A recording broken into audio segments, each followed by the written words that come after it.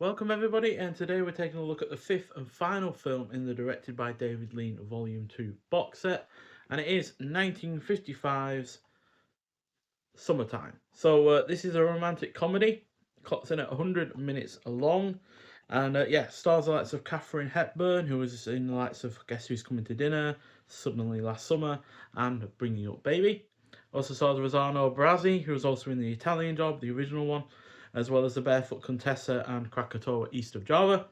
And finally got the likes of Darren McGavin, who was in A Christmas Story, as well as the Kolchak TV series, which I haven't seen myself, but I have seen the two TV films that came out alongside that series, The Night Stalker and The Night Strangler, and he was really good in both.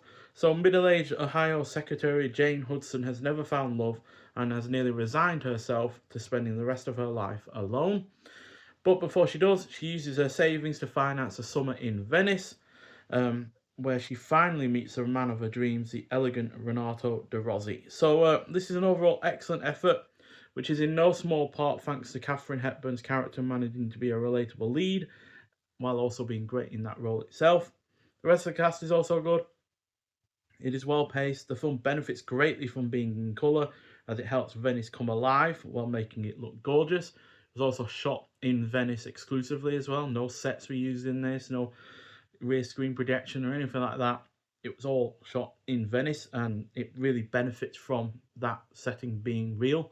The only other film I can think of that has done that in that kind of way with the same place is Don't Look Now from 18 years later. And even though this isn't as good as that film in terms of the film overall, it's still one of the this is still one of the better ones to use a real life location to such a great effect. The score is also well done. It's engrossing throughout. The cinematography is on point. It has a few laughs, and I just really enjoy the fact that it's not about the plot. It's more about the character or the characters.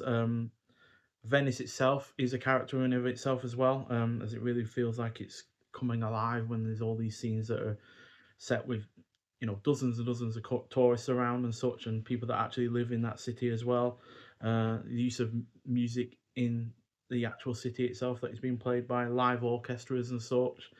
There's a fireworks scene as well. It just all feels like it's its own character, the city of Venice, but it also prioritizes like atmosphere and emotion and such like that. Whereas, yeah, there is a plot, but that is kind of left to its own devices instead of being the overriding thing. Whereas, like I said, atmosphere, emotion, characterization, and the setting itself are all the main parts of this that really help set it apart from other kind of romantic comedies from the time.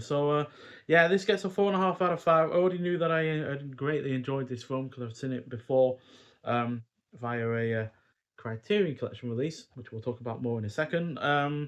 But yeah, this is still an excellent effort in its own right, and one that is highly, highly recommended. I personally prefer this over the sort of similar Roman Holiday done by William Wyler.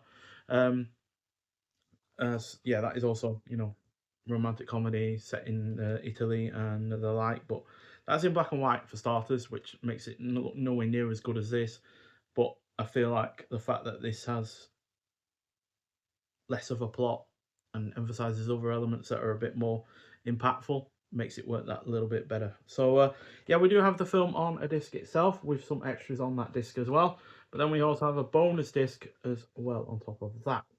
So it's not necessarily related to this film itself, that bonus disc, but it's included in this one most likely because it is one of the more well-known films in this release.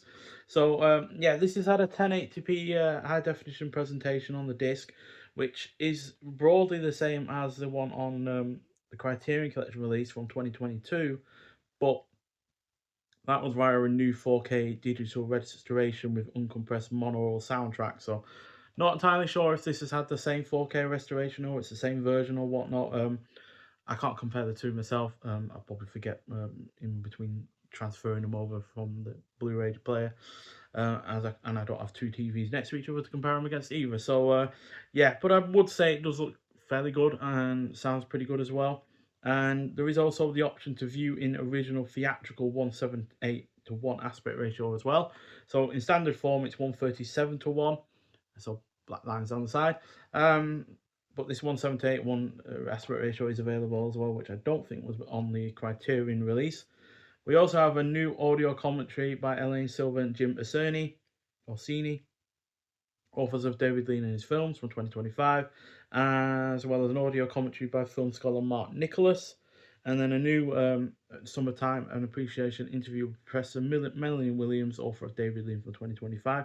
Now, she did contribute to the Criterion Collection release as well, so was there a new interview on that one as well, but it is a separate, different interview. And then there's a theatrical trailer as well, which also was on the Criterion release. And in terms of the bonus disc editions, we got a Before the Epic, David Lean's Little Gems Part 2, documentary by author Simon Lewis from 2025.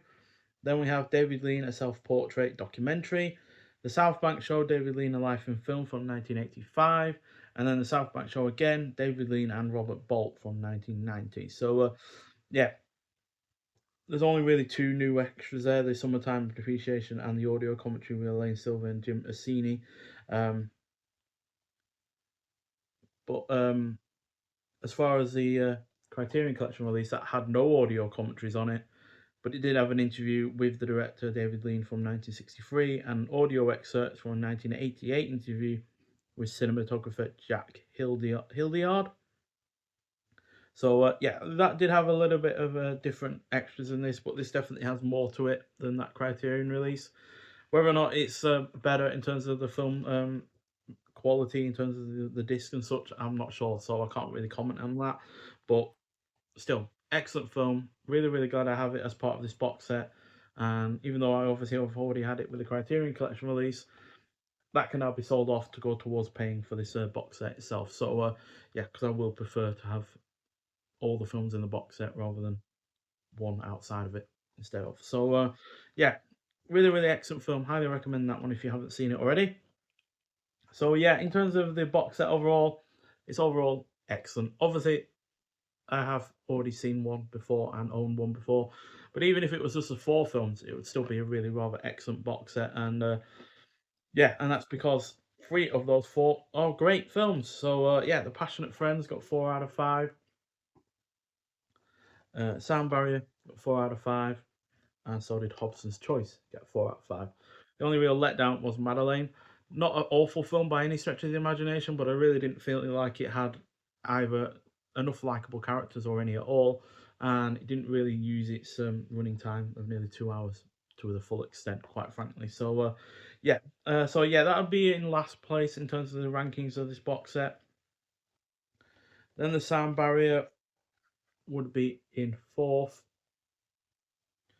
Passionate Friends, yeah, 4th. 3rd, Hobson's Choice in 2nd, and Summertime gets the crowning, gets the lead.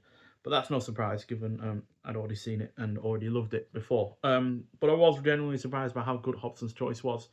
That's a really, really excellent film. I can imagine liking that even more in the future. And yeah, even though Passionate Friends was quite similar to, Brief Encounter, still really, really good in its own right. And the Sound Barrier was an interesting, mix of, docudrama style and characterization on top of that. So, yeah, like I said, only Madeline was a disappointment. Even then, that still got 3 out of 5. So, yeah, no awful films in this box set and 4 great ones. So, yeah, highly recommend getting the box set if you haven't already. But if you've seen Summertime, I'd like to hear your thoughts on it. But nonetheless, thank you for watching, and I'll see you in the next one. Bye.